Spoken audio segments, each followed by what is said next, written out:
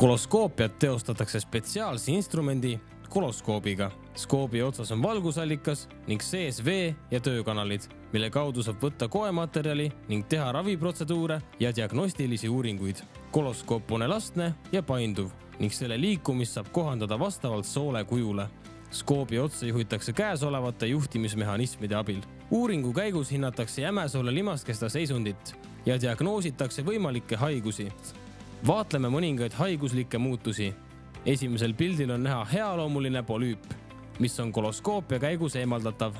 Teisel pildil on näha pahaloomuliseks kasvajaks arenenud polüüp, mis vajab kirurgilist ravi. Ärge lükkake koloskoopiat edasi. Varajane avastamine aitab ennetada jämesoole pahaloomulist kasvajat ning võimaldab sekkuda õigeaegselt. Tulge sõeluuringule ja hoolitsege oma tervise eest.